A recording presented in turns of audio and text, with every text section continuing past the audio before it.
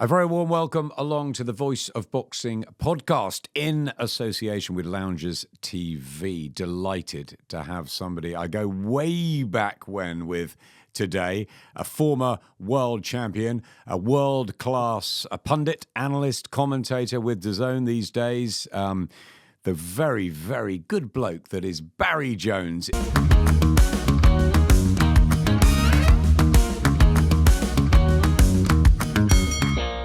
It's an honour and a pleasure, Barry. Thanks for coming on the Voice of Boxing podcast. How are you doing? I'm okay, mate. You've oversold me a little bit there, I think. That's pretty good. I think you undersell yourself normally. I was thinking, who else is on? You got someone else on, have you? He sounds like the top bloke. No, thanks. I appreciate that. We go way back, mid-90s, mate. We do indeed. Mid-90s, a long time. We do indeed. I have hair. You do indeed. And yeah, you were fighting, I think, even before I joined Sky Sports, which was a long, long time ago. Think back to those great days as a fighter. Did you love it as much as you love life now? Yeah, I did. Especially I enjoyed the early times more than the later time when you're winning. I mean, winning a world title and stuff is every ambition for every boxer, but I enjoyed the start and the journey towards it because it wasn't about the money. I was well aware of I was never going to earn fortunes. I mean, the best thing I would have was have someone like Naz to come and bash me up and get paid well for that, or or you could earn a good living. I earned a decent living ish, but I mean, you're never going to earn the fortunes that heavyweights get. So that was never an issue for me. It was always about just trying to see how far I can go. I had no ambitions of being a world champion. I wanted to be a world champion, but I had no real ambition of being that. It was just see where it takes me. I knew I was a good amateur, so I knew I was going to be a decent fighter. And British title was my. If I didn't win a British title, I would have been disappointed that I didn't achieve my potential, I think. But then once you get to that level, I think anything beyond that is just roll of dice. So I enjoyed that. It was a freedom that I tell a lot of fighters now. I say, to live your dream, to chase your dream, is a gift. You might not get there. The chances are you won't get there. It's horrible to say that. The chances are you won't get to where you want to be, because once you get to where you think you want to be, you always have an ambition to be someone else. But I mean, it's just chasing a dream, especially in your 20s, is such a gift for people. And if you have the opportunity to do it, life's a long time. I know people say, you're not wrong forever, but also it can be a long time life. So if you're able to chase something and go for it, with having that freedom in your life to just do it, it was. I look back now and I realise how lucky I was. Fighters have very different journeys. How did yours really start? Why did you put on the gloves? And when did you know you were pretty good at it? 9 was the first time I put on the gloves. I had my first fight when I was 10. Back then, you could box 10. You could only have 4 fights as a 10-year-old. And I just followed I had an older brother from a big council estate in Cardiff called Ely, which obviously has produced a couple of world champions and a couple of other good fighters as well. But I didn't have no ambition to be a boxer. It was free. That was it. And also being from a council estate in a big community like that, boxing was sort of a thing you'd have a go at. Rugby's God in Wales, of course. Everything's rugby, and football is obviously in the UK is massive. Everyone plays football. But I just tried the boxing, and because I was hyperactive, I wasn't a trouble kid, but I was a hyperactive kid, and I still am today. I like boxing because you're always involved. So my 2 favourite sports were boxing and basketball. Obviously, basketball, I wasn't going to be the best at that for reasons beyond my understanding. But because you're always involved, even when you don't have the ball, you're always involved. And boxing's the same. Even when it's always you. And I needed that. I could focus more when I'm playing football. Because I was relatively fast, or rugby, they put you on the wing. And you don't get to touch the ball as much. You're not involved all the time like I needed to be. And boxing was that. But I wasn't good when I started, like most people, to be honest. It wasn't like a duck to water scenario. I didn't like getting hit. I mean, you can see the way I boxed, I didn't like getting hit. And I must have been about 14, I think, maybe 15 before I thought, not bad. That I'd already won a box title before then, but I still wasn't sure I was good. And I think when I got to like 14, 15, I started to stop people a little bit. I could, dig body shots. I had a bit more variety in my work. And then I thought, actually, I could see me stepping past some other boxers that were my level. And I thought, actually, I'm going beyond this now. And obviously, British schoolboy finals and things like that. And I was starting to be a regular for Wales and went to tournaments. And I thought, yeah, this. And then by the time before I left school, I knew I was going to be a boxer, professional boxer. That was my only thought. I was an apprentice electrician. I worked throughout my career, but I only wanted to be a boxer. That was my sole focus. Yeah, it's that thing about whether you become a full-time professional, can you, with sponsors, or sometimes it's really hard. You've got to mix the fighting with another job. I know Shaquille Thompson, for example, in Sheffield, he's an unbeaten prospect, but he's got a 9 to 5, 9 to 6, Monday to Friday job, and he's just got to try and put food on the table for the kids. That's tough. It is tough, but but it's doable. I mean, you don't know, like most boxers. Not everyone wins an Olympic medal and then turns professional with a big contract, or not everyone's a heavyweight and can earn decent money off from the get go. You have to build yourself up, and so it was more common in my day than it is now. But it's still a path that a lot of boxers have to take. Isn't no, my generation, the generation before mine, we always make out it was tougher for us than it is today. It was different. It's still tough for we only see the TV fighters and the luxury they've had from earning their careers. But there's a lot of fighters, Shaquille Thompson's a perfect example of that. Josh Warrington's a great example. Who went on to to be a fantastic two-time world champion. That you have to start from the ground up sometimes, and that's working and building your fan base. So working was never an issue. I just trained like it is an amateur, just a little bit longer. So I run in the morning, went to work all day as an apprentice electrician, and then went on the gym in the evening, in the afternoons, like I would when I was boxing as an amateur. And that was my routine. And when I did stop working, I tried to do that 3 times a day. I tried to put a session in the middle of the day, and I couldn't do it. My body was I was just exhausted. I reduced the session. I didn't run as far in the morning. I reduced the session in the evening to compensate. I thought my body wouldn't do it. It was used to what I was good at, what I'd done my whole life. So then the worry you have then is I got all day on my own. This is why professional athletes, especially ones who earn a lot of money, get into trouble because they got all day doing nothing. Even all your friends, and especially when you're young, all your friends are working and whatever else, or not working, but up to whatever they're up to, and you're got all day waiting to go down the gym, so you end up gambling or drinking or whatever it is, whatever your vices are. So that's the worry for that. So, working keeps you grounded, I think. And also, it's a great way to sell tickets, by the way, because you're out to building sites and you're selling tickets all the time, and building that fan base from especially early in your career is massively important, especially when you have a style like mine, which is not always fan friendly. You have to get that personal connection, like people come and watch you because of you, not because of what you produce. If that makes any sense. Total sense. I mean, it is. It's the attraction, isn't it? The entertainment of what you bring to the table, whether it's excitement in the ring or you're a good guy out of it. But you've always seemed to have that talent and that real work ethic, the determination that sort of carried you way beyond your boxing career. Do you think that's helped with sort of? You said you're a hyperactive child. I know you. I know you. You don't like sitting around. You like doing things like a lot of fighters do, and it's probably kept you really disciplined. It has. I don't think I'm disciplined though. I mean, but I'm funny in my ways. Like I'm tidy. Like I'm like my friends say I'm prison tidy because they've been to prison and I haven't. But like so I have certain little like idiosyncrasies where I have to have everything in the right place at the right time. So I have a discipline for that. But I mean, I I don't see it. But then people tell me I am. But I mean, boxing gave me a structure.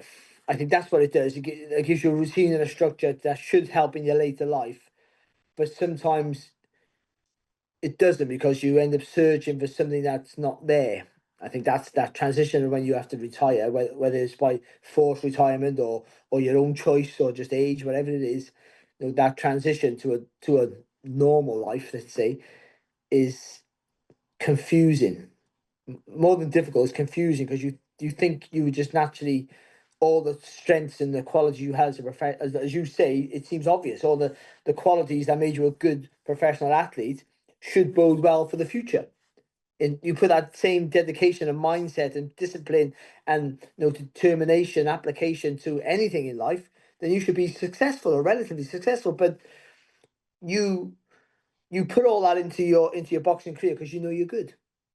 It's a comfort zone because I'm doubling down on myself. But then having to go do normal jobs or be a commentator or co-commentator or whatever I am, it's a new, even though it's a sport you're talking about something you love, it's still a new job, and it doesn't always it's not always a smooth sail back into another job. I mean, a lot of boxers go straight from boxing to media or disappear. I sort of disappeared and came back 10 years plus later, 11 years later from the sport, which was quite a strange journey. But I ran a pub for a while. Well, you came to my pub, didn't you? Well, my pub, you come and give me a visit, bless you. And I've done all sorts of jobs, like fireproofing shopping centres in Dublin, at times, and a labourer. I've done all sorts. Driving a lorry for a while. I was for TNT, a big um, uh, company, and just doing lots of different jobs to make a living and pay the mortgage. And then Box Nation came up and it changed my life. And ever since then, I've been lucky enough to sneak in and keep working, mate. You were an excellent amateur. I think people don't really realize how good you were. And then, of course, as a professional, fantastic career, really. How do you look back at that, the sort of unpaid ranks into the professional business and where it was at that time with Frank Warren and, as you said, you mentioned earlier, Prince Nassim Hamid and the whole sort of featherweights, super featherweights, you were 9 stone 4, tough fighters out there at that time, and Sky was coming into it. It was a change, wasn't it, in the sort of landscape of boxing? Yeah, it was. I think the 90s were. You look back now, and they were better than what I thought at the time. It was a fantastic era, not just for the worldwide, but for Britain especially. I think, and it was lucky to just be a little bit of a part of it. The Sky, really, took boxing to the next level. That's the truth of it at the time. I thought, it just the regularity of the shows, which gave you an opportunity to want to be on them. And back then, you would, like nowadays, boxers don't realize how lucky they are. You're getting fighters. There's 6, 7, 8, 9, 10 fights on the bill sometimes. We know that. We have to commentate on them all. It's a long night. But they'd be like 1, 2 fights, and if you're lucky, I mean, my first time I was on Sky, it was on the undercard of Chris Eubank versus Sam Story in Cardiff. This is Eubank's World Tour, which went to Not very far. Ireland, Wales, and maybe Germany. Wasn't it? That was it. But anyway, I saw a lot of tickets for that night, and I think they showed 3 rounds of my fight. It was mega, which is unbelievable. You know what I mean? I got on Sky. It was like a massive achievement. And then I didn't get on Sky then again until I boxed for my first international title. That's that's how it was. I boxed a 10 rounder on a Sky show that went on after when you came off air, and I did 10 rounds after. Barry, In Reading. were you happier as an amateur or as a professional? You look back more fondly as an amateur career, but I'm not quite sure. Actually, it's different with the pro because an amateur is more community based because you're training because you're all boxing on this show or you're all going away to this event. And as a professional, you train on your own quite a lot. I didn't have a big gym with lots of fighters around me, so I sort of trained by myself. But that didn't really affect me. So I think equally, I think later on in my professional career, when money became involved, and I started to think, oh, this, and I was given like most back then, usually as fighters like me, you win a world title, you sign a contract for 4 defenses, 5 defenses, and you know what you're going to earn for every fight. So you see that total purse, it's all back end loaded, all the big money's at the end of the contract, but you see what you can earn now in the next couple of years, and you go, whoa, this will change my life. But then it takes away the joy a little bit. I don't know it's different then. We're probably going to talk about the issues I had later, but then you end up chasing the money more than what you were doing it for originally. Up until I won a world title, it was always just about, I didn't care about the money. This is my world title fight. Ernie Fossey, no longer with us, who was the matchmaker for Frank Warren. Fabulous. Phoned me up. Yeah. Phoned me up on a Thursday, and he said I was at a show in Bridgend in Wales, a dinner show in Bridgend, an amateur show, and he phoned me up. I had a mobile phone. It was one of the ones you buy, and then they'd run out. You could have it for 6 years or 6 days. You still got that, haven't you? Yeah, it was one of those sort. It was like we used to call them lottery phones because you just buy it off your mate, and then you wouldn't know how long it would last. Free credit, and yeah, and I had that. He phoned me and he said, "Do you want a box for a world title?" And I said yes. I didn't ask where, when, who.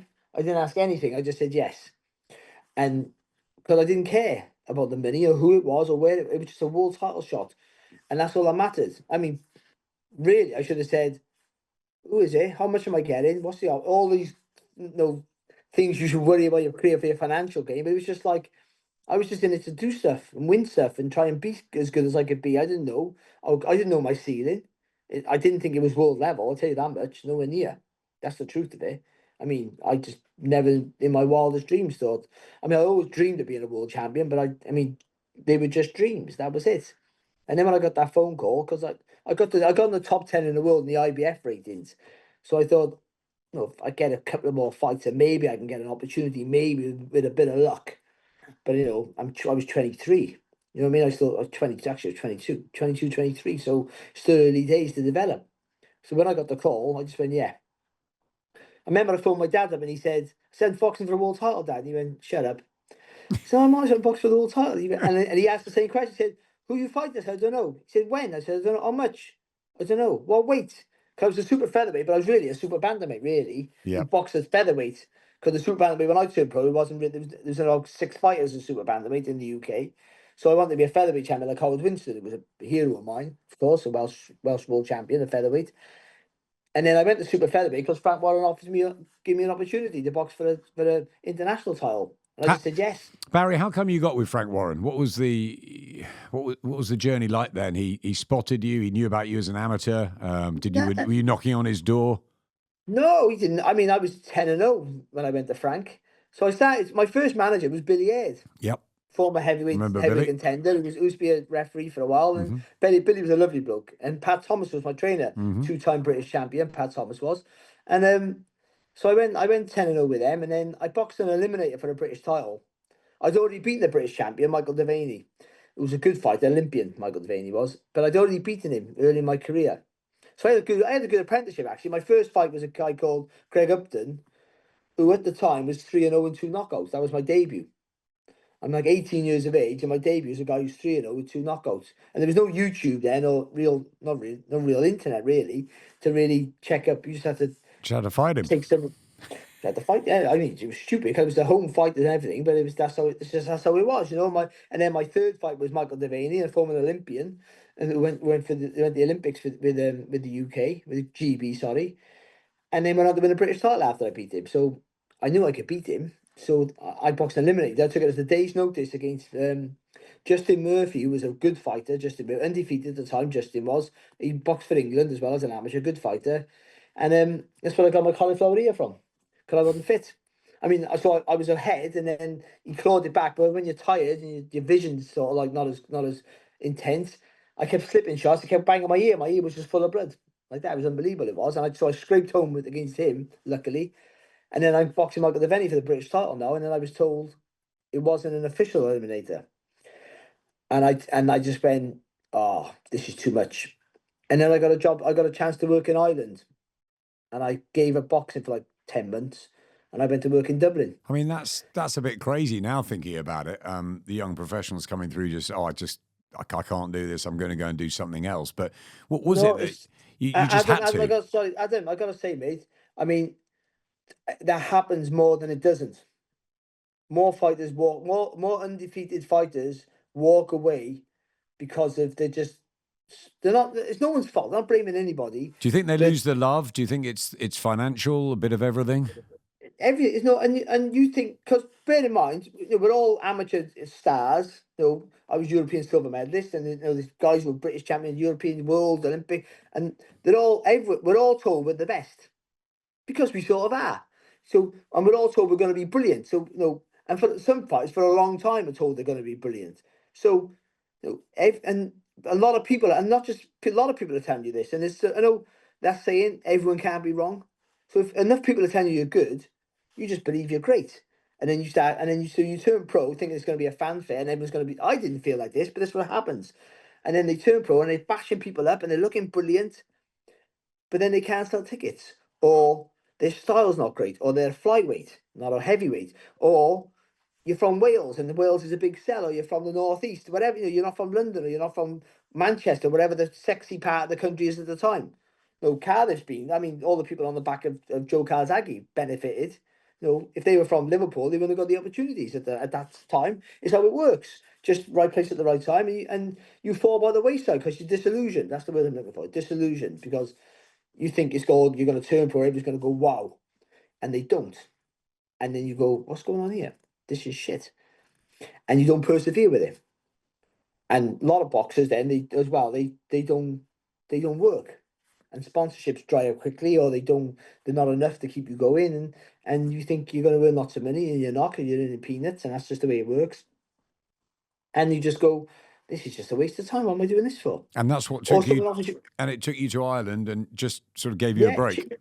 Well, I didn't go for the money, though the money was good, actually, really good. I mean, I could do that. I'd do that job now. It was so good at the time. But I mean, but it was just like, it was the fact that I was undefeated. I was winning. I took a fight at like a day's notice, a 10 round. My first 10 round, that was, by the way. To beat an undefeated kid again. That's not my fourth one in like 10 fights, that was, or something. 11 fights. And then to be told you're not getting a shot at the British title after all. And it was like, oh, what's going on here? And then just at that particular time, within a week, I got off. Someone said, do you want to come to Ireland doing this? And I went, do you know what? Yeah. And I just split up. I'm a young dad. I was a young dad as well. And my daughter when I was 19. And we'd split up, and she'd gone back to Chester, and I'm in Cardiff. And that was all a bit of a difficult time as well, and I just went, yeah, I'm going. But I had a dream. It's weird. It's a weird thing. I had a dream. I know. I don't believe in all this sort of stuff, actually. But I had like a dream of that I was going to be a world champion. It was weird. I was going to be a world champion. I was going to be rich, and I was going to be with this girl. Who I ended up going. And actually, I ended up going out with this girl. It was a. Well, I didn't know. I didn't really know her, but she was a sister of my friend. But she was in a dance school, like in England somewhere, in Tring, in Hertfordshire, not Tring. She was in Tring. So I'd only met her like twice in about 7 years. I didn't know her, and I had a dream about her winning a world title and having loads of money.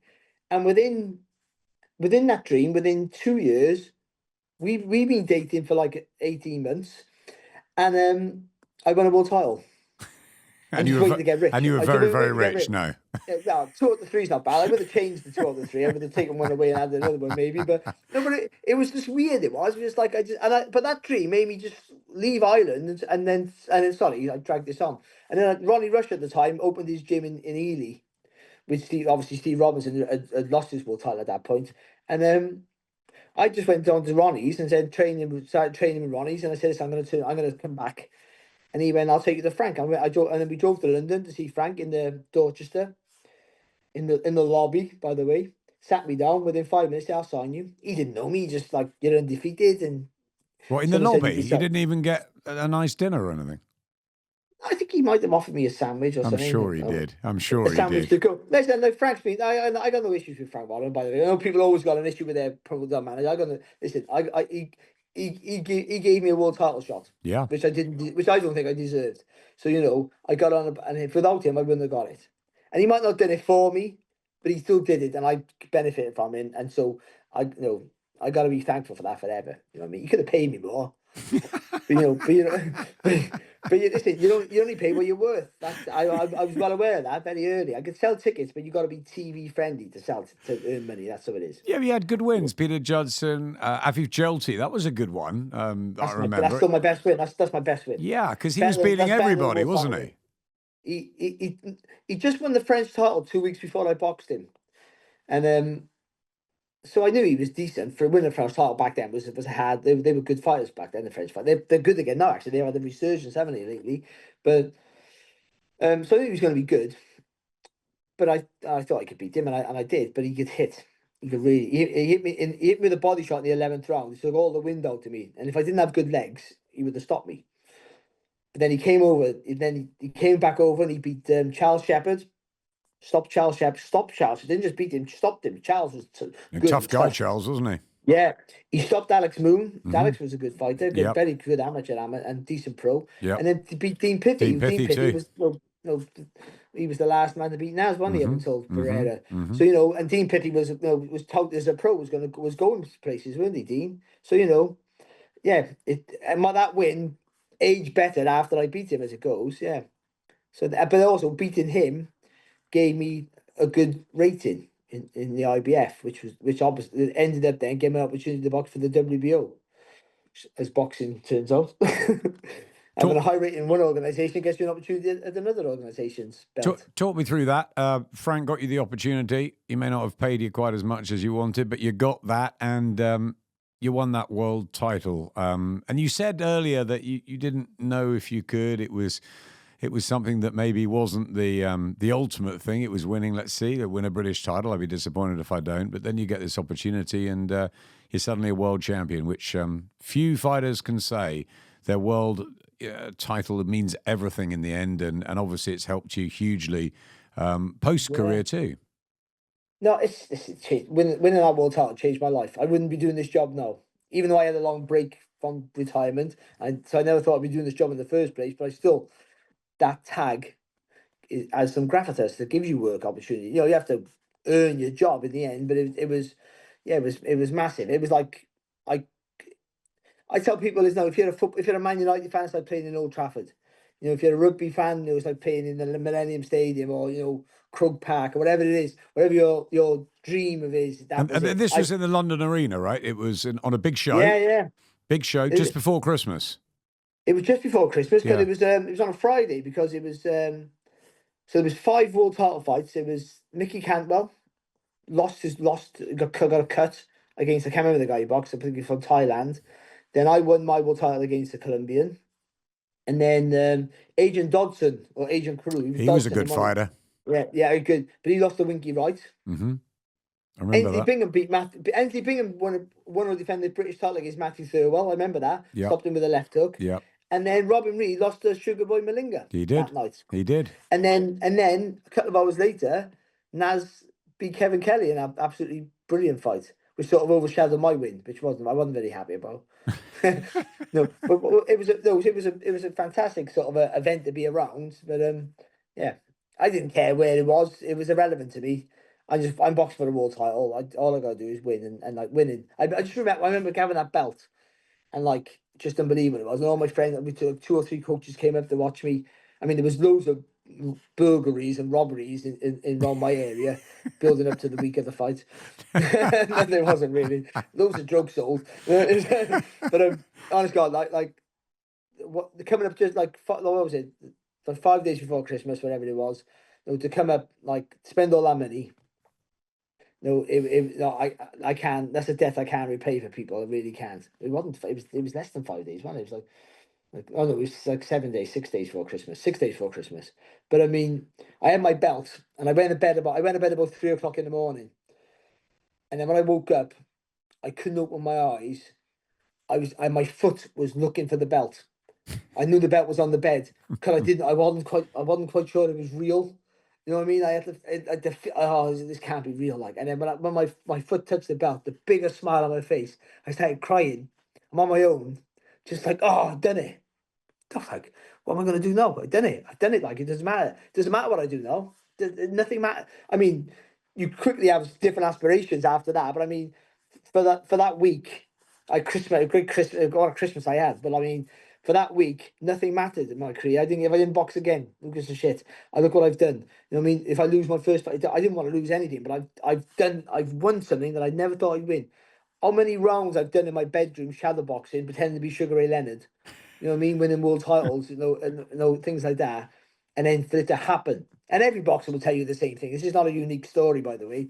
But you just because you quickly go back to that 10-year-old kid or that 12-year-old kid who actually who won his first Welsh title. You remember that? I mean, that journey for almost every boxer, I reckon, from the start to the end, is a hidden path. That path doesn't exist. So like, you get there. And bear in mind, most boxers come from poverty-stricken areas or troubled areas. So, again, not if it's the wealth they earn or the accolations or the trophies or whatever it is, you know, that path's not, you don't see it. It's not something. It's not a carrot dangled in front of you. You sort of have to do it yourself. I didn't really realize that until I say it now. I take pride in that. I created my own path. I didn't realize that until just now. Actually, like, you have to dig your way through the shit, and the shit might be like going out with your mates and decide not drink. I haven't drunk since I was 17. You know, so I've never had a legal drink of alcohol, actually. You know, so like, you know, like, just not doing that, not smoking drugs when you're meant to smoking drugs, not taking acid or not snorting coke, all these things. I didn't do any of that, you know, and not all my mates did it, but a lot of them did it, and I don't judge people. That's life's life. People, you enjoy yourself within reason. But I mean, deciding to go home at 11 o'clock and not go home at 3 o'clock and not get arrested when they all stay out too late and all end getting them fighting, and I go home early because I have to go and run in the morning. And in the end, my friends wouldn't try and get me to drink, wouldn't try and get me to stay out. They were mad. I love them. They were mad. But like, they knew Barry go home though. It's just like, they wouldn't go, I'll try some of this. No, they wouldn't do that because they knew that I didn't do that. I was also a taxi driver for one of my friends because I didn't drink. That was another thing. I was I was a world champion giving people lifts everywhere. But you know, it does. It gives you that structure, doesn't it? There's no doubt about it. It gives you that purpose. Yeah, it does, and it like, but winning that world title, like, just, I never, like, it took a long time to sink in, truly sink in. And then when it did, then I was having to train for my next fight, of course. That's the thing. When it sinks in, yes. And it's like, yes, I got another fight now. I got to get ready for that. And then you had the difficulties, of course, with the scans. Talk us through that when you you become a world champion, and then what's, you think you're going to get defense after defense and maybe a lot of financial reward because you've got up to the top of the mountain. But then there's issues. Yeah, it was quite sad because I won the title December the 19th, and then the way I won my title, it was a vacant title because the two guys had drawn, Julian Lawsey and Arnulf Castillo, I think his name was. He was a good fighter, Julian Lawsey, wasn't he? Yeah, he was a good fighter, Julian. But stylistically, I fancied my chance, I got to be honest. Yep. But he was good though, and he would have gone in. You were very good, Barry. Come on, I know you undersell yourself, but you were very good, really skillful, excellent on your feet. I mean, and you had everything. Maybe lacking what are you saying? Lacking the power. You knocked Arcelino Freitas down the round, but we'll come on to that. So the issues, the difficulties. Yeah, my first defence was February, very quick, which was fine because weight wasn't an issue because I walked around 9 stone 7 and I was boxing 9 stone 4. I was too small for the weight really, but so the weight wasn't an issue. I was always fit, so it was fine. So, but then that got pushed back and got rearranged for April. And then in March was when I had my annual brain scan, and that's when they seen the change in my scan from. So in 1997 was when they first started doing MRI scans, opposed to the former CT scan, which are a lot more detailed and more magnified, I should say. So then the 98 scan in March was the first time they had scans to compare, and there was a change in my scan. It's called the cavum septum pellucidum. It's that there's a little two membranes here. When you've had kids, you've got kids. So when the babies, they got that soft spot, the babies in the middle of your skull. Yep. Well, those two membranes join up, and they reckon 1 in 10 might not quite join up. But obviously, they think I might have been like that. But then with trauma, getting hit, not a lot or a lot, it doesn't matter. Mine moved, so I lost my world title. And in the end, that was changing my scan. The boxing board certainly what happened with Spencer Oliver that year. Yep. This dragged on, and in May then Spencer Oliver, of course, gets almost dies. Thank God he never. He made a full recovery, but it was horrific, wasn't it, at the time? Horrendous. Loses his European title, but you remember there. Yep. And of course, Michael Watson threw in the boxing what happened to him a couple of years earlier. It was a really bad time for things like this to happen. So they did the right thing and said, listen, we're going to suspend your license. I didn't have an issue with that because I just wanted to be healthy. But that was it. It was just suspend your license, and I lost my world title. In the end, it was 0.2 of a millimeter. You couldn't lose your world title any closer than that. Like, 0.2 of a millimeter cost me a lot of money and a lot of ambition and a lot of heartache, and I don't have to say mental stress because everyone uses mental stuff, but I mean, it was a deep, dark time for me. because everyone thought I had brain damage. No, technically you have, but I mean, I didn't. But I mean, because people don't know, they just hear brain failed scan. Actually, it technically never failed a scan, by the way. But that's all they seen. That's what they heard, and and it was just. And I'd walk, "Are you okay, Barry?" And they talk to me slower, and I'd be like, "Yeah, I am fucking okay. Leave me alone." It was a weird time, and then it changed me as a person because it made me more aggressive. Ironically, I could have done with that when I was boxing, but but it made me a bit more touchy and more defensive and more paranoid and a bit more Were you angry? Were guarded. you angry about it? I mean, you say, okay, the health, and you're right at the time with Spencer, and it was really under scrutiny. So looking back, you can obviously understand, but I guess at the time it's this frustration, this irritance, this Yeah. annoyance that why can't I do what I do best? But I know what I said. I was angry, but who? I had no one to be angry at. It's like I want to be angry. I can't focus on anybody. It's not like I blame you. I couldn't blame. I tried to blame Simon Block, who was the secretary of the boxing board at the time. But we're friends, not me and Simon. But ironically, because I went up to him, he wouldn't come near me for a while, and I said, "Listen, I don't blame you. You were trying to look after the sport, but looking after the sport didn't look after me. So but that was, and I understood why, things have, it's a difficult time for everybody. But I was angry with a lot of people, but I had nowhere to focus it, and that became an issue. And Did then you I think? wanted to hide. Did you think it was over? Well, it was over. Yeah, it did. It's only when I went to see a brain surgeon called Peter Richards, maybe, and I might be wrong now, but and Not Peter Hamlin, oh, who looked after Michael no, I Watson. wasn't. No. No, it wasn't him. No, it was a guy in Oxford though. Maybe I don't think it was him, but he was a top neurosurgeon. I know that, so maybe it was, but I don't think it was. But and he said it cost a few quid, by the way. And Frank Warren paid for everything, by the way. I mean, I was worth. I got to stick up for him a little bit. He gets a lot of stick for the financial stuff with boxers. I was worth nothing to Frank Warren.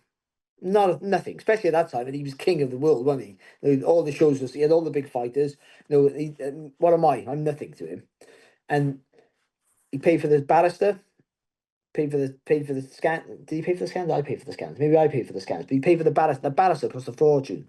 Like paid to get my license because I went to see a brain surgeon. And he said, I can see what they're looking at, but as far as I'm concerned, you're under no more danger than any other boxer in the country.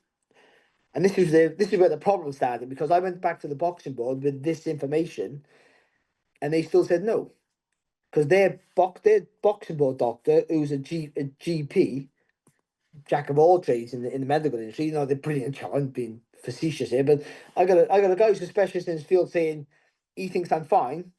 No, under no more danger than any other boxer. By the way, it's a dangerous sport.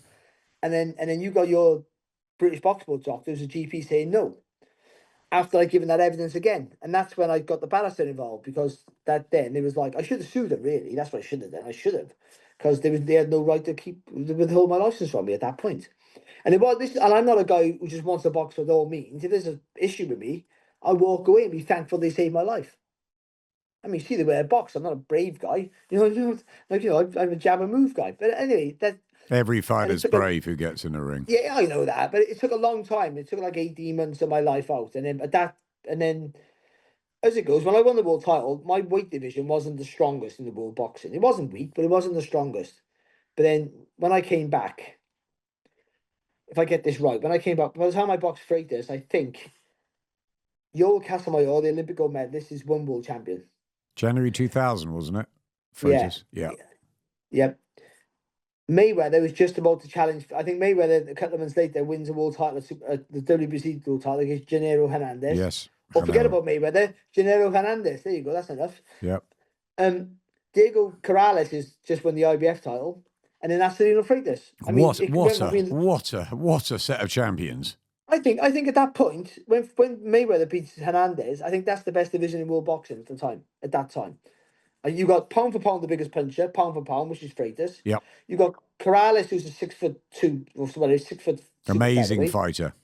You got a nasty Cuban, one of the few Cubans who never left the gym in Yoel Casamayor. So classy. By the way. Yeah, and then obviously Mayweather, who didn't really do much after that.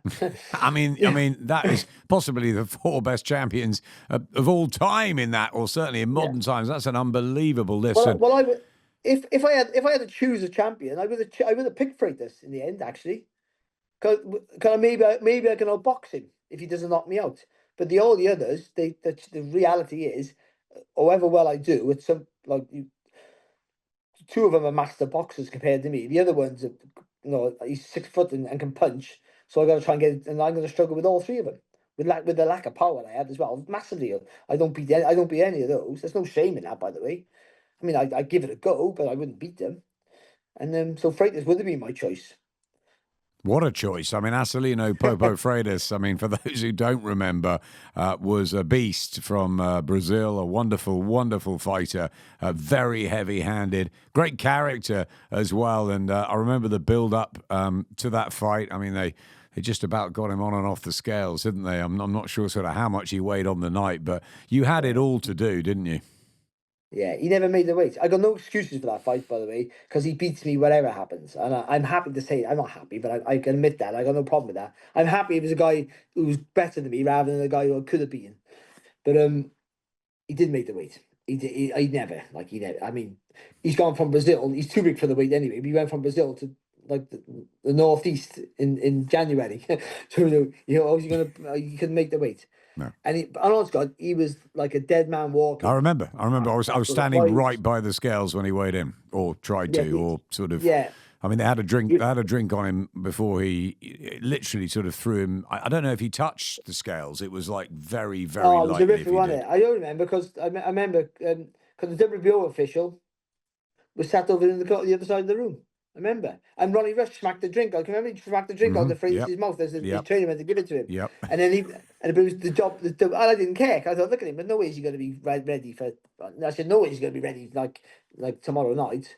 But I got that wrong because he took, when he walked into that ring, he took his top off, and he just doubled in size. He went boom, boom, boom. His muscle. I had a nervous laugh in the corner. That's not the same guy I saw yesterday. The guy I saw yesterday, I could put my finger through his cheek. Like, he was just massive.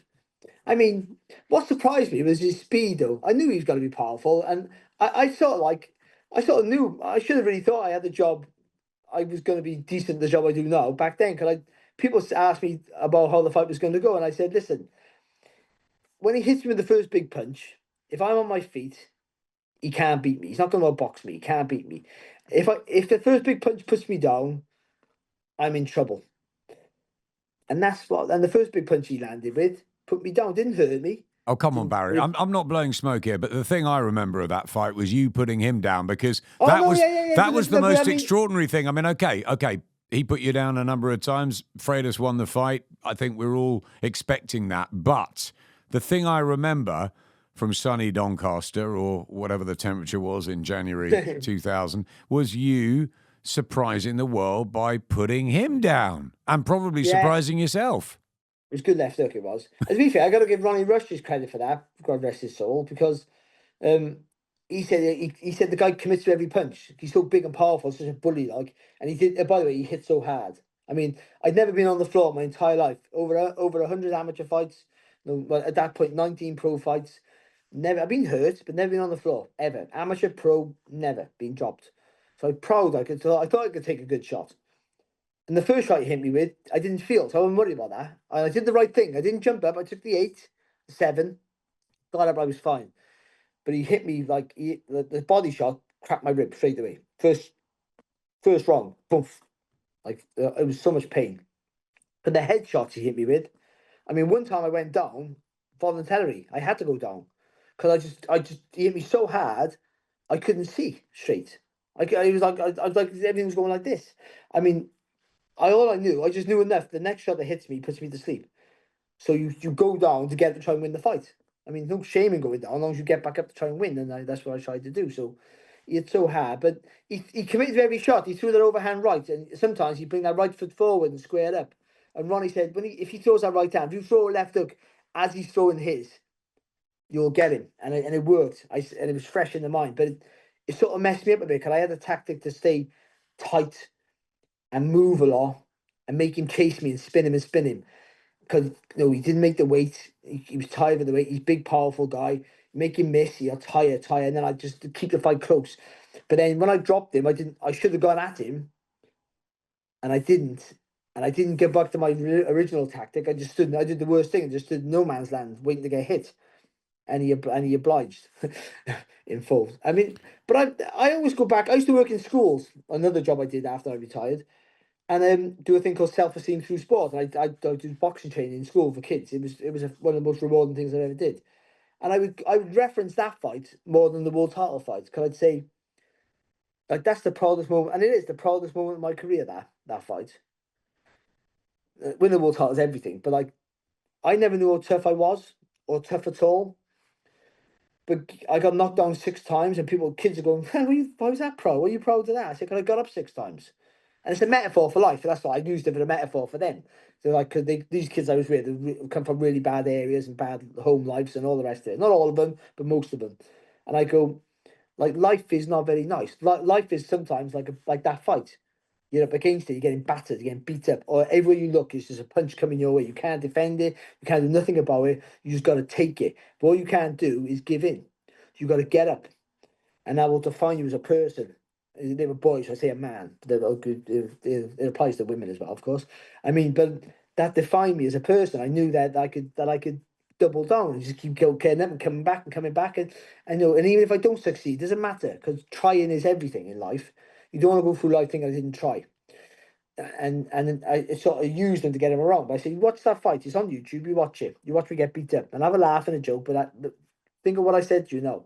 Look at the size of him. Look how hard he hit me. Look how much. There's one rock. There's one. We used to do the body shot with one pad. If anyone wants to watch you after this and have a little giggle, but I'm on my knees, and you can see the grimace in my face. I'm immersed in I don't know where I am. I'm just immersed in my own pace. I hit me the body shot again. I don't know. I'm in pain. I just don't want to be there. And then I hear 6 or 7, and you can just see the panic in my face, because all I'm thinking is I'm going to lose the fight. So it's all I thought about. But like, I go from like to like I just heard, like, I heard 7, I think, and I had to get up, because I don't want to lose. I just want to get loose, and there's no way I can win the fight. I mean, academically, I needed 25 rounds to win the fight, but like, I was so far behind. But I just thought, I can. You've got to get up. You've got to get up, and I'm proud of that. I mean, people say, "Oh, you were so tough," and for a long time, I used to go, "What are you on about? This is what we do. This is what we're meant to do. This is a world title fight. If you can't get off the floor in a world title fight, if you stay on the floor in a world title fight, what are you boxing for?" And it's not me being brave and bravado. It's just I didn't think I was brave or strong or tough or anything like that. I just thought, why would I want to be here if I didn't want to win? No, and I didn't try and go in there and knock him out. I wasn't one of those. Even when even when I couldn't outbox him, I still tried to outbox him. Like, I was never gonna work. I stuck to my same stupid tactic. But you've got to try, haven't you? I don't see, and that's not bravery. That's just why you're in the sport if you're not going to try. And so that is still the proudest moment of my career. That fight, because he was better than me, and he was faster than me, better boxer, bigger puncher, bigger man. Just he had all things, everything in his favor, and yeah. It's a And lesson. and It's a lesson in resilience, isn't it? And as you say, keep getting up. You've never been down before, and having that experience. I gotta say, sorry. Glenn McCrory said one of the funniest. I found it funny at the time. The boxer nowadays should be on Twitter slagging people off, but Ian Dark said, I've been down like 4 times at this point, and Ian Dark said, and Barry Jones never on the floor in his life, and Glenn McCrory said, but he's making up for it tonight. Best thing ever. One of the best things I've ever heard. I thought it was really funny. What happened next? Were the thoughts? I don't really want to go on with this. I want to do something else. I've achieved my dreams. What was going through your head? I mean, the time leading up to that fight was horrible, because I'd had that time out of the ring, and I just kept thinking about that contract that I had when I won the world title. And that's when it became bitter a little bit, because I kept thinking that money was mine and I haven't got it. And I've had to go and like scratch my backside now, and scrape a living, while I've been out of the ring. So that fight was, I didn't enjoy the training for that fight. No, again, I got no excuses. He was too good for me, but I mean, I didn't enjoy the training for that time. For the first time in my career, I didn't enjoy the training, because I I had a chip, but the wrong sort of chip on my shoulder. Not a chip that inspires you, a chip that, no, this fight should be defense number 6 or 5 and be worth and an extra nought on it or whatever. That's what it would have been. Maybe, who knows? Or certainly a lot more. And they were paying me what the fight was worth, by the way. But I mean, the fight should have been worth that much because I should have been 5 defenses in. And I'm like, this is not right. And I didn't like the sport for the first time in my life. Even all that scan stuff, I still loved the sport. I just didn't like the people in the sport. Some people. The boxing board, I had a problem with them. That's the truth. There's no one person with the boxing board. But then I didn't like the sport in general. For the first time, I felt out of love. I didn't love it, and I didn't want to be in it. But I moved to London to fight again, and I had another change in my scan. There was no problem. I could have boxed, but I just went, oh, do you know what? I'm not doing this again. I'm not having this. And at 26 years of age, and my last fight at 25, 26 years of age, I just walked away. And that was it. And then but then at this point, I'd moved to London, living in Hammersmith at the time. My rent wasn't cheap back then, I gotta be honest. And me and my girlfriend at the time, my ex-girlfriend, and I was just like, what am I gonna do now? And I didn't know. No TV company. I did a few little bits for Sky, as you know, only a couple of hits for you guys, but I wasn't that good, and I was young, and I You were wasn't a big name. very young to retire. Yeah. Well, I won a world title at 23, but I had my last fight at 25. It's just crazy. But I mean, but that's just listen. It could have been worse. I could have had that problem in my scan before I boxed for the world title. I look at it that way now, but there's always a part of me that always thinks, ugh, always. Maybe because that's just where I am. Maybe, but I think a lot of sportsmen that get that. They should get that. I think nothing's ever perfect. Joe Karzagi had a great career. He sits back and goes, I'm so lucky, and I was great, and I had lots of money. But he's always going, oh, I could have had that 10 million fight though, or that 6 million fight was there, or could have boxed there. If I didn't injure my hand there, I would have boxed Hopkins in 2002 rather than 2008. Nothing's perfect. You're always never happy, but that never being happy is what made you look good. But then after you retire, it can become a problem for some, I think. And certainly for me, it made me. I'd watch boxing always. I'd always watch it on the telly. But after I retired, I'd only go and watch Joe live, Karzagi. I'd only go and watch him. All the others, I would watch on telly. I wouldn't go. I'd watch him in my bar. I'd run a pub for someone else, and I'd watch him in there. And I'd nights there, and I had great nights there. We'd have a lock in. We wouldn't have a lock in. It's illegal. We'd have a lock in, and then it's not open anymore. It doesn't matter. Yeah, and we did the Ricky Hatton fight. That was a great. Wayne beating Costa Zoo was absolutely fantastic. I'm shadow boxing and stuff like that. What's his name? Danny Williams, and he beat Tyson. Tyson, yeah. Watching that, having everything that at like 4 o'clock in the morning, wherever it was just brilliant. I still loved the sport, but I wasn't involved in it. You always loved it, but you sort of had to walk away. I guess you probably needed a bit of time out before coming back sort of strongly, and you always had intelligent things to say, infectious to be around, great analysts. So I'm sure it was just a matter of time, really, before that became more and more common to you, and became, I suppose, now your career. Yeah, I didn't want to. I mean, Box Nation started, and to be honest, it was in Hammersmith. I'd moved to Twickenham at the time, and it was just an opportunity, and I didn't want to go there. So my friend knew Steve. I knew Steve Bunce from back in the day, but not that well. But my friend was friendly with Steve, and they were pretty much looking for fighters from the 90s to come on the show. They didn't have to pay. That's the truth of it. Like, I sort of called it obscure 90 fighters from the 90s. And I went on there, and Jim Bentley, as you know, fantastic boxing producer, maybe the best. Excellent. And yeah, and he just said, I went on there, and I just remembered everything about the night, the fight, who boxed, who fought.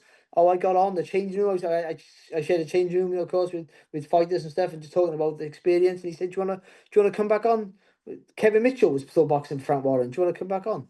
But just before that, my mate was saying to Buncey, get Barry on your show. So I went too far ahead, and then he was coming back saying to me, Buncey wants you on the show. But I know he was trying to get me on the show. I kept saying no, I didn't want to. I didn't, because I went back to a normal life, if you will. So I didn't want to go have my 15 minutes of feeling great again.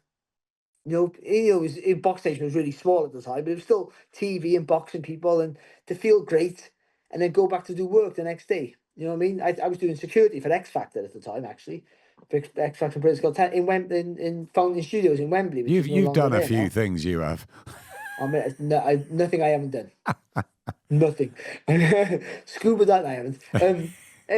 But and so, but I maybe like 12 hour, 14-hour shifts sometimes. So I don't want to be doing that. Feel, oh, that was brilliant. Then I go back to work, you know, and do that job again. Which is the job was I love the job. It's a great job, but it's not the job I do now, is it? But then he kept nagging me. My mate kept nagging me to do it, and I just said, "Oh, you know, I'll do it." And then I remember driving to Hammersmith thinking, "What am I doing this for? What am I doing this for? I just like and do this. I'm going to feel awful now for a week or a month." All that. Oh, remember that career? Bloody hell, bitter again. But I got over that. Got over it. Why am I doing this to myself? And then they had me back. Kevin Mitchell boxed for what did box in the York Hall, and I was a pundit there for that. Richard Keys was working at the time for Box Nation, and I think Paul Smith was the commentator at the time with John Rowland, co-commentator. And then I come back, and because I live close, I was those German shows they had. No, it was cheaper to use me than it was to get Enzo McAnally from Swansea or Paul Smith from Liverpool down on a train in a hotel and all that. I think that's how I was getting more work. And in the end, I got better at it. And I remember my first commentary I did, actual commentary, was Ricky Burns versus Paulus Moses for the WBO lightweight title up in Glasgow. I remember But it. I went up thinking I was going to be a pundit. Now people don't know pundit is the guy who's in the studio and it was camera facing with the presenter and obviously co-commentator is who's sat next to you talking about boxing throughout the fight. Two different jobs. A co-commentator's job is much more complicated, isn't it? As you know, and as a commentator's job is, I don't know, is commentator's job more complicated than the presenter's job or no?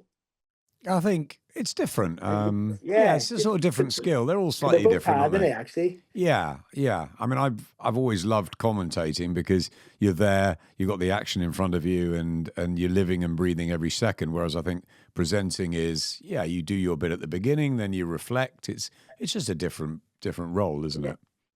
But as a pundit or studio guest, it's a lot easier than co-commentator because you get a chance to digest the fight and you talk a little bit at the beginning, a little bit at the end. Not enough. Sometimes you want to say more, but I mean, as a It's not commentator, really you have to live, is think. it? It's sort of not that No, absolute crunch time when something's no, happening. and you can't take back what you said, can you? Once you've Yeah, said it, it's out there, isn't it? yeah.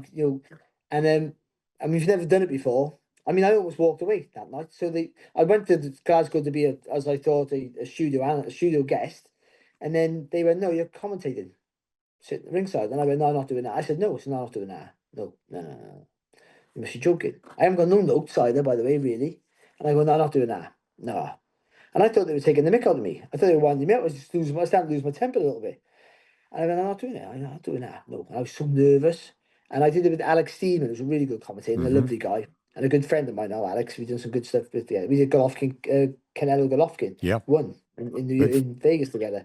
But yeah, and to be honest, that changed my life because then they went, "No, he's not too bad." I wasn't great, but I wasn't awful. And then they had me do another, and then they had me do some ones in Germany. And that's when I started doing the ones from the off tube in the studio, and then it just grew from there. Just grew from there, and it just kept going. I just kept saying yes to every job, and I was still doing my security job. And then it just slowly, and then I started doing a podcast for ESPN with Bunt. So then I stopped doing my security work. It was just doing solely boxing, and then Box Nation was like 2-3 times a week. Then I did the boxing hour with Steve, and everything just grew. Then BT started, were introduced, and and the Box Nation was brilliant because we had Sky was doing everything. And obviously you were doing so many. You obviously you were in charge at the time. You were doing so many big British shows that you weren't really doing the US shows anymore, were you? So we had a little niche there. We took all the ones that you weren't taking because there was. Oh, by the way, we were probably getting them cheap because there was no market for it. Was there in the UK? You weren't buying them anymore. So There was like we plenty were of having global them. action, wasn't there? Plenty of stuff. Oh, it was well. We introduced Lomachenko and Rigondo as professionals, didn't we? We got to see all those, and that would have been you guys, wouldn't it? Before, but you were like you had so much like UK stuff, Joshua, and all that. Wasn't it? It was just like you had like Froch and Groves. You had all the massive stadium fights, and we were never doing those. So we always looked at Sky with envy a little bit because you were all doing the big shows, and we were doing like Harrow Leisure Centre, or if we done an arena, it was quite empty. But it was fine. No, it was great. It was great. I loved it. All the Americans were. We never went. We never went. We did it all off tube. Did it all in a sound booth in Hammersmith in Chiswick, sorry, or Shepherd's Bush, I should say exactly. And Yeah. And so the first big fight I went to outside of the UK, so I did all these Mayweather fights. I'd be in a cafe in Hamworth in Southwest in the morning, and I pretend to be in Las Vegas then. It's like 10 hours later. We did a few of those as well. I mean, there's We did, plenty. yeah. I did a couple of you. I'm not this guy, but I mean, we never said we were there, But and obviously now people know now. Times have changed. The first one I did, the first big one in Vegas when I did live was Canelo Golovkin, which is still my favorite of all time to commentate on. I've done some big ones over here. We've done some huge ones together, of course. A little one called Fury versus Usyk. But I mean, but it's like that was mega. And I went there.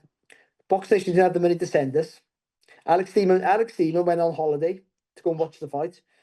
And then they said to him, "We're going to try and get an American commentator." Because I think they were given a space to commentate. So we were like 2 rows back in the comment. There was so many comments. And then, but then obviously, they were trying to get Andre Ward or Lennox Lewis, and they all wanted like 20 odd grand or something. But then I was on a retainer at the time of Box Nation, and my missus used to work for Virgin Airways. So I used her staff travel. I don't know if this is allowed. Anyway, I did it. I used her staff travel. And I said, I'll pay for the trip and you just give me the expenses. It cost them like 400 quid. I paid for this. I used the staff travel to get to Vegas. I'd fly to LA, then to Vegas. I stayed in the Excalibur Hotel, like the Disney Castle Hotel in Vegas, which is not the nicest. And it's still nice inside, but it's great for the T-Mobile because it's right next door to it pretty much. And yeah, it cost them peanuts to get me over there. But I got the commentate ringside. I mean, I had like Cesar Chavez in front of me, Morales, Barrera at the side by here. We had great access at the weigh-in. We had our own little like 15-minute slot like on the stage, and we got to interview Canelo, or Alex Steeman did, and we got better access with Box Nation than we did for the rematch when we did it with BT Sport.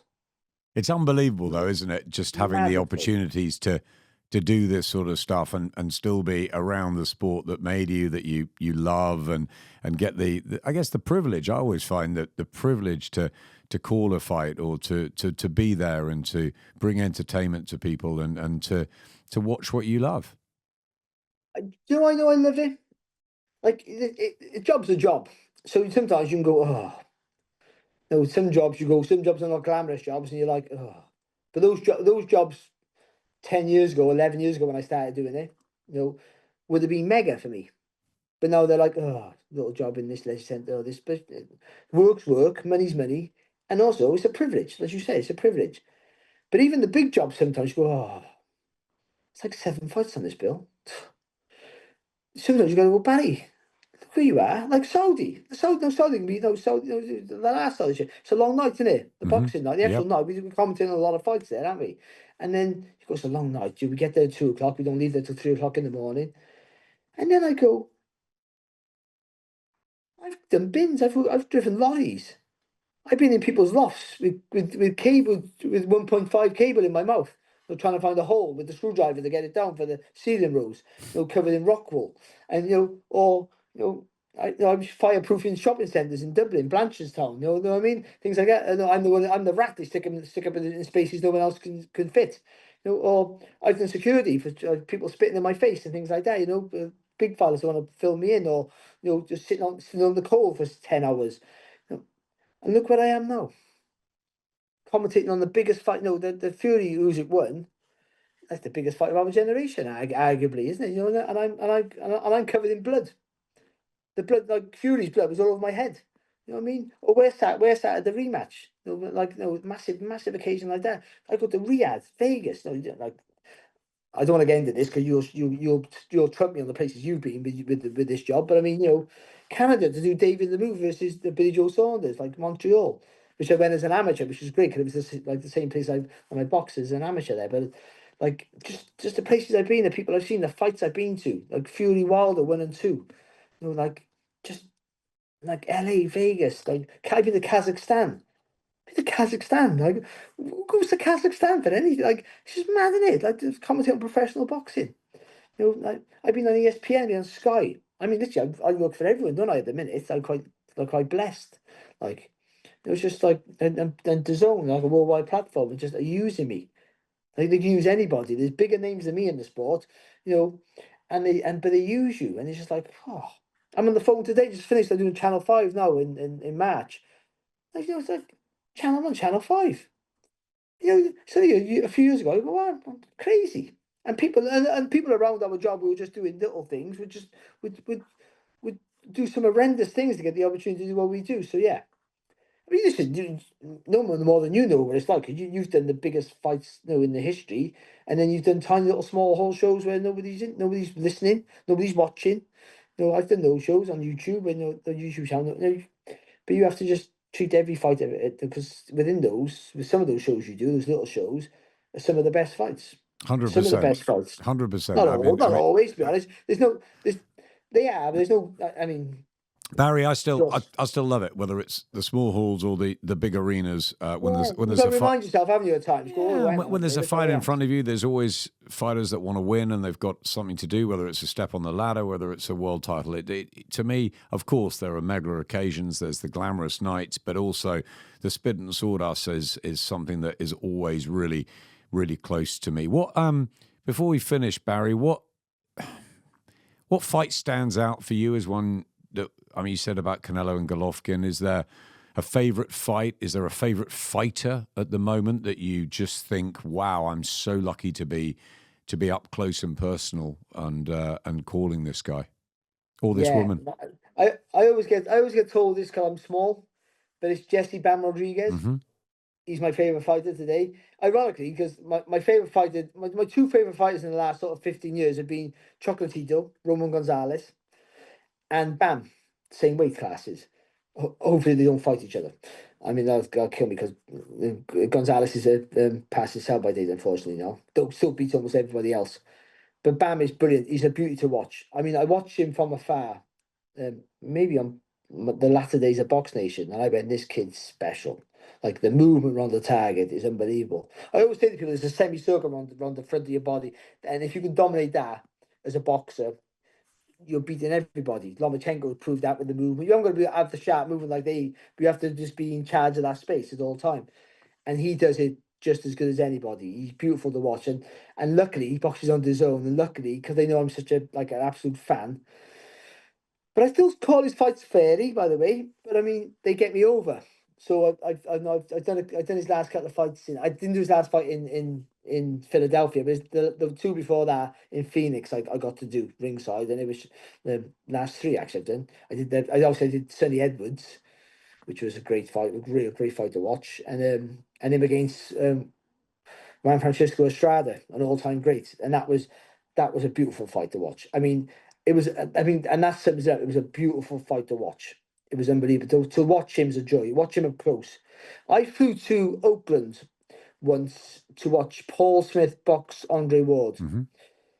And Paul Smith's a lovely guy, by the way, but I'm not best friends with Paul. I'm not a super Paul Smith fan.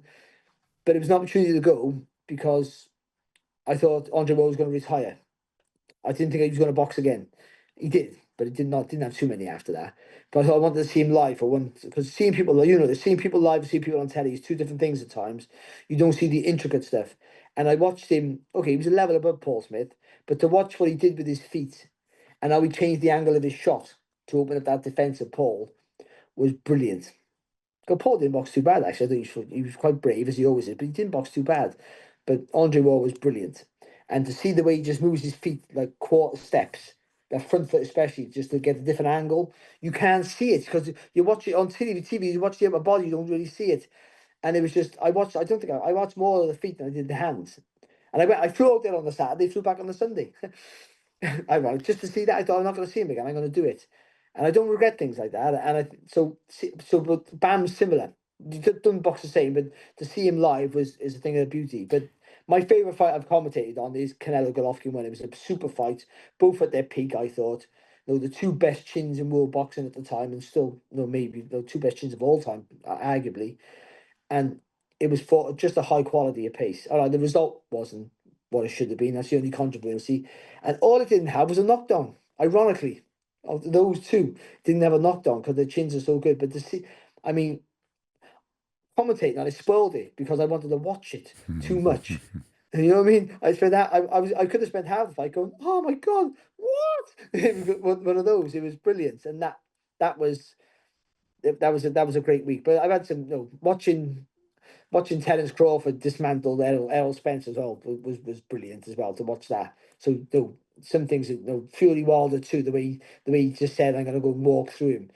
Comment your rings, you forget how lucky we are, man. When you talk about it, you sort of go, oh, Very, very lucky. I was a fan yeah. that night with Fury Wilder too. I was watching it like you were just describing and not commentating. And yeah, it's just being there. And again, when you were saying about watching the feat of Andre Ward, something I absolutely love. I always think that's a real privilege. A couple more.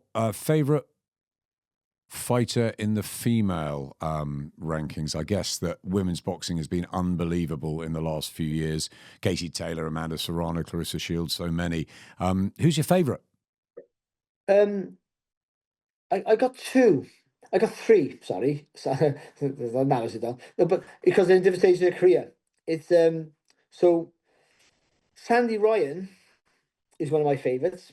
I think her and Michaela Meyer might have been the third greatest fight in women's boxing history. That fight, it was Can't wait brilliant. for the rematch. Yeah, oh yeah, I'm gonna try and go over there if you fancy it.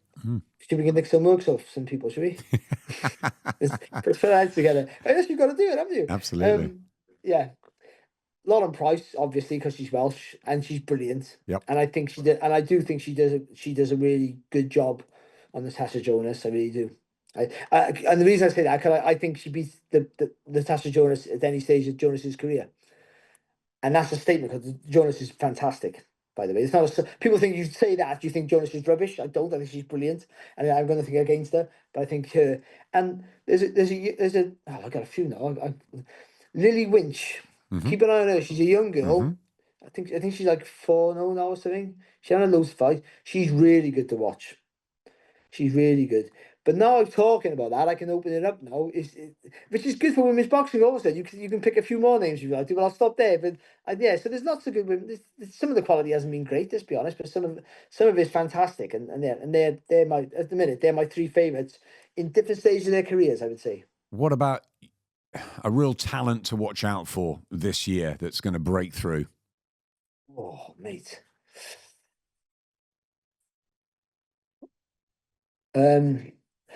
I think Bruce Carrington wins the world title this year. So he's close to world level, but I think he'll win a world title this year. I keep an eye on him, I would. I think he's in the featherweight division, which is a good division now, but I still think it's relatively open. I think, and Nick Ball will argue about that, but yeah, but he's a kid. I think he's a kid who can do it all.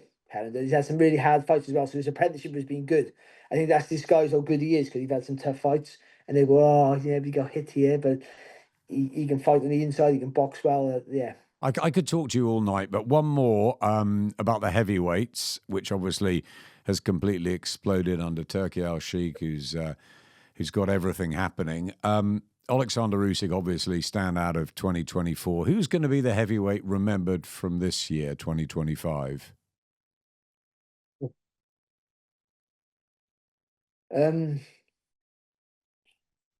That's a good one, that is, mate, because there's a lot of memes in the hat there, isn't there?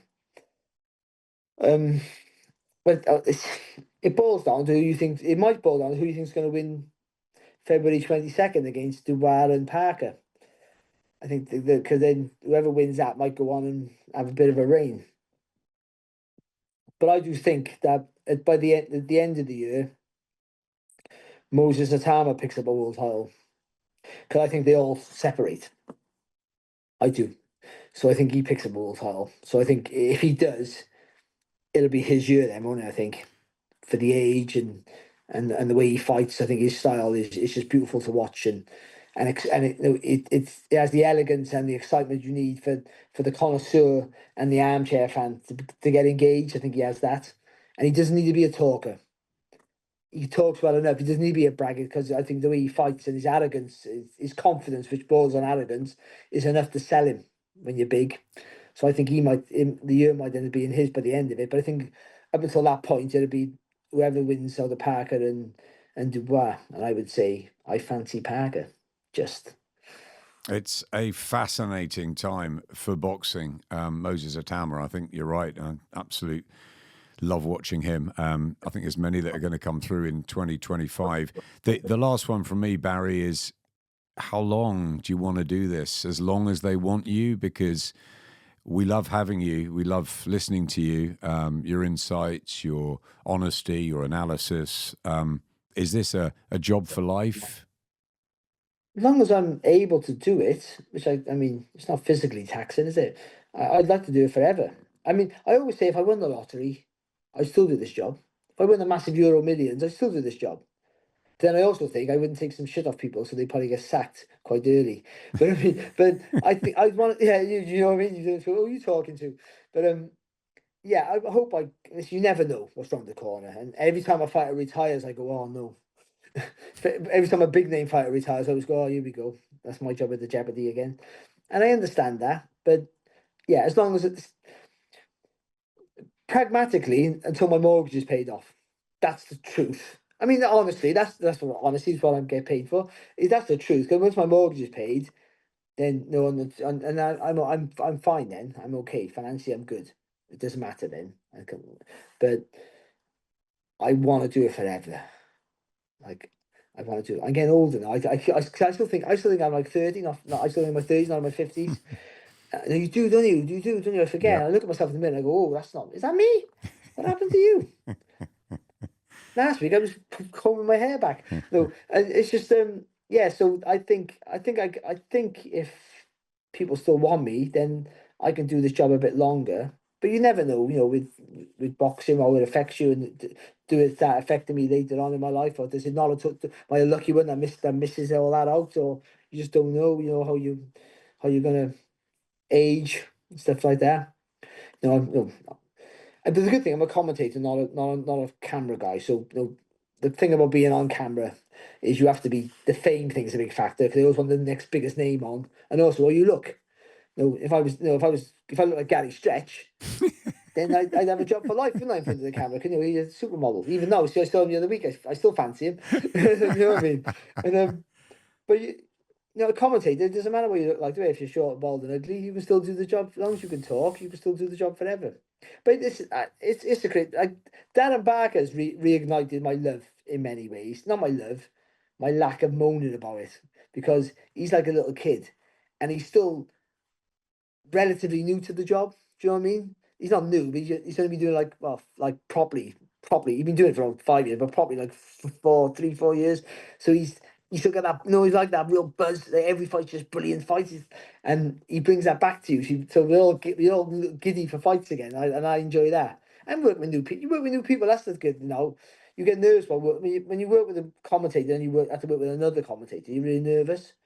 Oh no! Oh, we don't. Oh, what does he work like? What does he like? Because ultimately you have to do with the commentator. You have to fold in with the commentator, not the other way around. So they do their style of commentating. That's what it should be. It's changing now, but I think that's what it all should be. Commentator is the boss, and you're a partnership, but the commentator should be the boss. I believe. I think that's changed a bit. I don't think it's changed for the better. But work with different people is lovely. Work with you, work with all the others I work with, John Raw, I've worked with all the time. I've worked with some of the best boxing broadcasters that Britain's ever produced, and that's a gift. And then it's just all those things. I'm not to blow smoke up your backside because you're here, because it's your show, but all those things, not just you. I've worked with other people. I've worked alongside David Hay and Ricky Hatton. People, these fighters know who I am. They wouldn't know about this job. They wouldn't know who I am from my boxing career. They wouldn't, would they? They wouldn't know me. Barry, you Barry McQuicken, you? I still get that, by the way. But it would be that's what it would be, and I would I forget it because I'm a boxing fan first and foremost. Before being a boxer, I'm a boxing fan. So all these people who like they say hello to you and they know who you are, and I'm going like Barry McQuicken phones me up sometimes. He phoned me up once to have a moan at me. Actually, it was, but he phoned me up in my house, the same room that I watched him win the world title in. My dad. I was with my dad. Dad was ringing me. He said, "What does he want?" I said, "He's going to slag me off. I put something on social media. He didn't like it. This is a few years ago. I love Barry. He's my hero. But it's just no, he talks to me. And I did a podcast with Sky with him the other day, and he's going, "Oh, Barry, you're brilliant at your job." And I'm going, Barry McGuigan said that to me. And it's like you're a boxing fan. I got to interview Lennox Lewis. I got to interview Klitschko, and things like that. Tyson Fury said, "Hiya, Barry." It's mad, isn't it? Anthony Joshua, when he knocked out Ngannou. I'm in the changing room showing him how to throw a right hand. No, I was showing him how similar his right hand was to when Donald Curry knocked out Milton I McCrory. remember. And the way he walked over, that clinical just walking over, and and BBC clipped it up. I was so lucky. But I'm talking to people like that, and I don't get starstruck, but when I sit back and think, people were just like, people, do you know him? I go, no, I don't know him. But if I walk past him, he would say hello if I said hello. You know what I mean? He know who I am. Like, even if you don't remember my name, he knows who I am. And that's like, okay, that's just I wouldn't have thought that when I was 1984 when I had my first fight as an amateur in the West End Social Club in Ely. You know what I mean? Going back to them days, I never thought that would have happened. So yeah, mate, long may it continue, Al. What a story. What a journey. Barry McGuigan, absolutely my hero as well. You have to pinch yourself sometimes in this business. I haven't had Barry McGuigan on the podcast yet. I want to get him on. I haven't had Barry Hearn. I want to get him on. But we've had Barry Jones. I love chatting to you. I can't wait to see you soon. You've always got that big smile. Get back to your lovely family. And thank you very much for coming on the Voice of Boxing podcast. Barry Jones for us. Thank you, Barry. See you soon, mate. Take care, lad. Thanks, mate.